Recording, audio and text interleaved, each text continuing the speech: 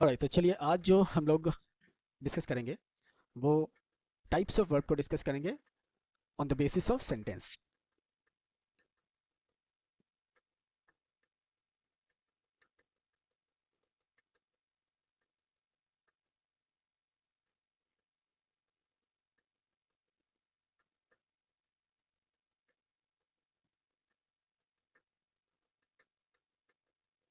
तो सेंटेंस के हिसाब से वर्ब को कितने पार्ट में डिवाइड किया गया है? दो पार्ट में डिवाइड किया गया है। पहला पार्ट क्या है हमारा? Main verb. और दूसरा पार्ट क्या है हमारा? Helping verb. Now main verb क्या होता है? तो वो वर्ब, द वर्ब, इसको मैं पॉइंट्स में लिख दूं ताकि याद करना आसान हो जाए आपके लिए। तो सबसे पहला पॉइंट अगर मैं यहाँ पे लिखूं मेन वर्ब के बारे में, it can be used alone and with the helping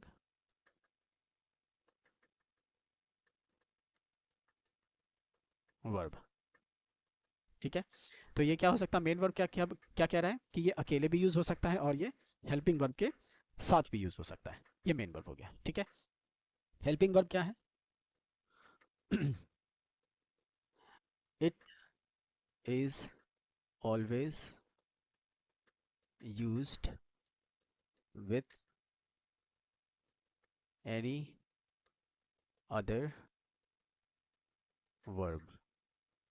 ठीक है, ये हमेशा क्या है? किसी दूसरे वर्ब के साथ यूज होगा। और तो यहाँ पे एनी अदर वर्ब का मतलब अगर मैं लिखूं तो एनी अदर या मेन वर्ब, मेन वर्ब के साथ यूज होगा। अब इसको समझ लीजिए, यहाँ पर एक एग्जांपल के तौर पे हम समझने की कोशिश करते हैं।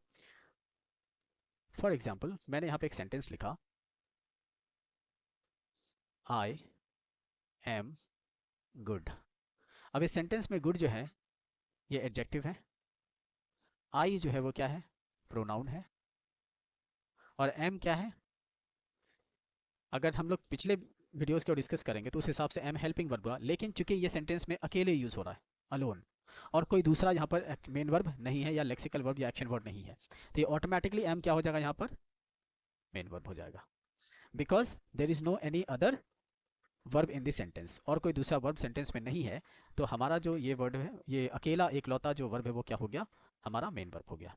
अगर कोई दूसरा वर्ब होता तो फिर चांसेस थे कि ये हो भी सकता था, नहीं भी हो सकता। उस पर हम लोग बाद में डिस्कस करेंगे कि अगर एक से ज़्यादा हेल्पिंग वर्ब है तो कौन सा वर्ब जो है वो हमारा मेन वर्ब होगा, कौन सा हमारा हेल्पिंग वर्ब होगा।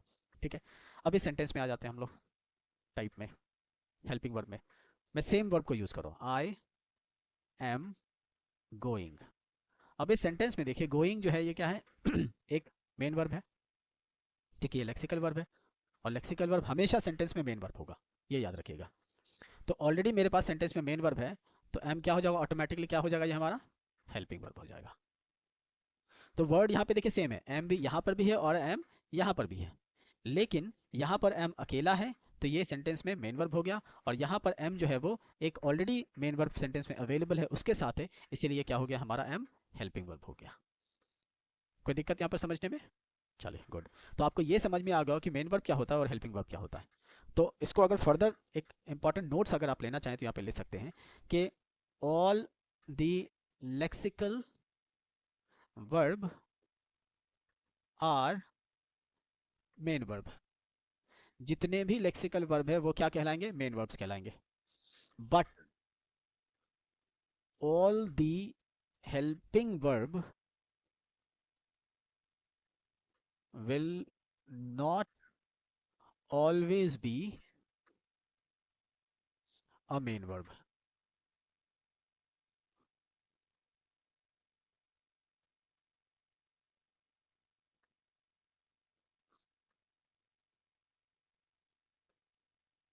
तो क्या कह रहा है यहाँ पे कि जितने भी लेक्सिकल वर्ब हैं, ऑल द लेक्सिकल वर्ब, जितने भी लेक्सिकल वर्ब हैं वो क्या हो जाएंगे? हमारे मेन वर्ब होंगे।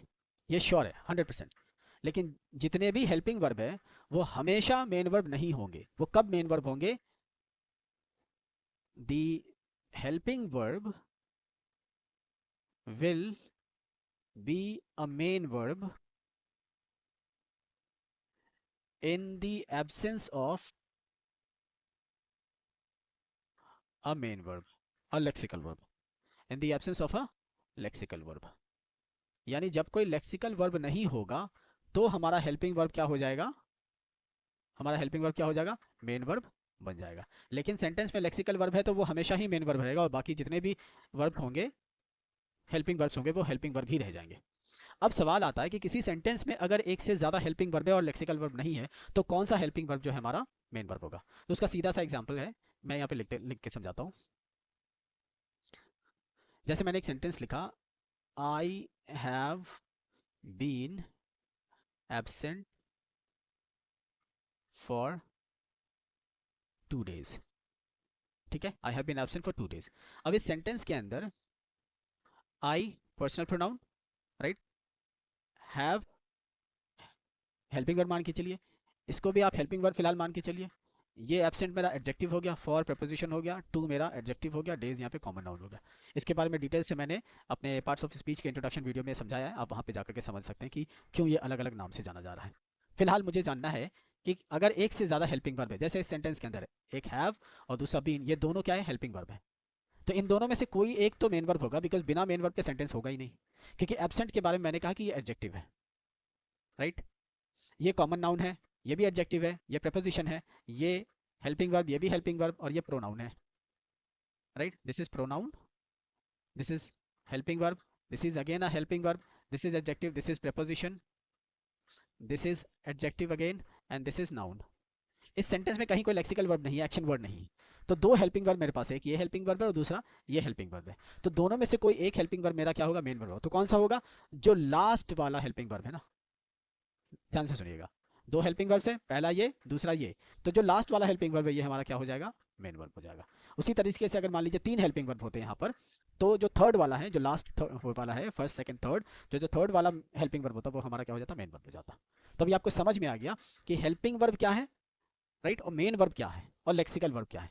तो रिकैप अगर मैं करूं इस चीज को दोबारा से, तो लेक्सिकल वर्ब एक एक्शन वर्ड होता है, यानी वो काम को दिखाता है, राइट, और वो सेंटेंस में हमेशा मेन वर्ब का काम करेगा। लेकिन हेल्पिंग वर्ब जो वो हमेशा सेंटेंस में मेन वर्ब का काम नहीं करेगा, वो तभी सेंटेंस में मेन वर्ब का काम करेगा जब सेंटेंस में कोई लेक्सिकल वर्ब नहीं है, राइट। और अगर एक से ज्यादा हेल्पिंग वर्ब सेंटेंस के अंदर है और कोई लेक्सिकल वर्ब नहीं है उस सेंटेंस के अंदर, तो जो सबसे लास्ट वाला हेल्पिंग वर्ब है वो हमारा क्या हो जाएगा, मेन वर्ब हो जाएगा। तो अभी आपको क्लियर है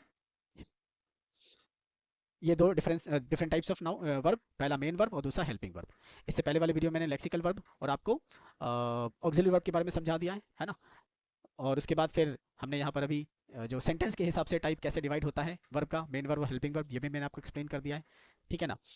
ये बेसिक ग्रामर है जो अभी हम समझने की कोशिश कर रहे हैं। धीरे धीरे जब हम एडवांस ग्रामर पे जाएंगे, because it's a series of grammar, तो जैसे पहले मैंने आपको पार्ट्स की सीरीज बताया, फिर नाउन, प्रोनाउन, है ना, adjective, now we are doing verb. तो वर्ब में जो चीज़ डिस्कस करना है बेसिक लेवल पे, सो दैट जब तक बेसिक अंडरस्टैंडिंग क्लियर नहीं होगी, हमारे पास जो डेप्थ नॉलेज है, जो डीप अंडरस्टैंडिंग है, वो क्लैरिटी के साथ नहीं समझ में आती है। सो फर्स्ट ऑफ ऑल जो हमारा बेसिक अंडरस्टैंडिंग ऑफ ग्रामर है वो क्लियर होना चाहिए, then we can move on to और jump into infinitive, gerund, participle, non finite, finite, ये सब बात की बातें हैं।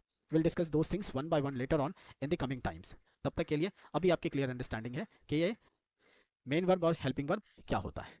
नाउ नेक्स्ट वीडियो में मैं आपको ट्रांसिटिव और इनट्रांसिटिव के बारे में समझाऊंगा। उसके बाद हमारा वर्ब का जो बेसिक जो चैप्टर है वो यहाँ क्लोज हो जाएगा, and then we will come back to the verb when we'll complete the all basic grammars and parts of speech. Till then, thank you.